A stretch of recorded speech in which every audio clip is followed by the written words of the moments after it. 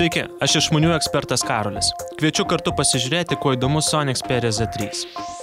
Dėžutėje randu telefoną, įkroviklį, USB laidą ir ausines. Paėmę šį Sony modelį į ranką suprantu, kad tai solidus, premium klasės išmanusis telefonas.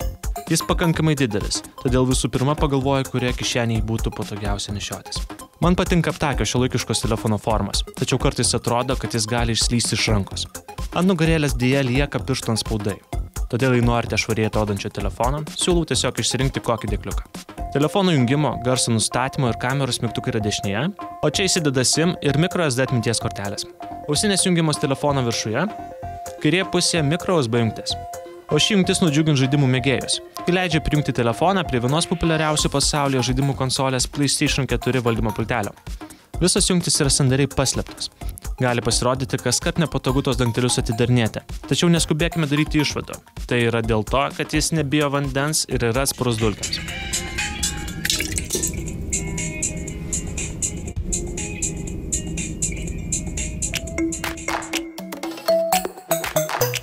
Erdvus ekranas – neabejotinas Sony Xperia Z3 privalumas, ypač jei kaip ir aš mėgstate naršyti internete ar bendrauti socialiniuose tinkluose.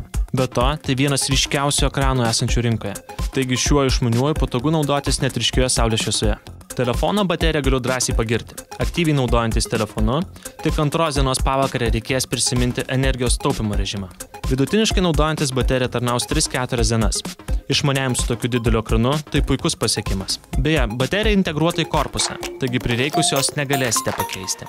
Ką galime veikti su Sony Xperia Z3? Kas tik šauna galvon ir dar daugiau. Procesoriaus ir darbinės atminties parametrai yra tiesiog puikus. Taigi vienu metu galiu naudotis keliomis programėlėmis, klausytis muzikos, naršyti Facebook be jokių strigimų. Be to, šiame telefone galiu saugoti iki 4000 nuotraukų ar 10 000 minučių muzikos, o tai yra beveik 7 paros. Įspūdingi kiekiai, ar ne? Taigi, atminties ir galingumo įprastiems poreikiams tikrai užteks. O muzikos ir kino mylėtojams primenu, kad microSD kortelės jungtis yra dešinėje pusėje. Telefone įdiegta populiariausia operacinė sistema Android. Taigi, visi Google privalumai jūsų rankose. Beje, Sony meniu yra pakankamai paprastai ir smagiai valdomas. Taigi nebejoju, kad prie jo greitai ir lengvai priprasite. Telefono vaizdo kameros raiška yra labai didelė. Tačiau verta žinoti, kad fotografuojant kai kuriais režimais naudojama 8 megapikselių raiška. Ko trūksta iki tobulos kameros mano akimis, kiek lėtesnis nei konkurentų vaizdo fokusavimas, fotografuojant automatiniu režimu kartais spalvoms trūksta sodrumo. Tačiau jei pažaidžiame su kameros nustatymais, gauname tikrai gerą rezultatą. Beje, galite fotografuoti ir po vandeniu. Taigi mano išvada. Sony Xperia Z3 dedu pliusus už šiuos išskirtinius privalumus.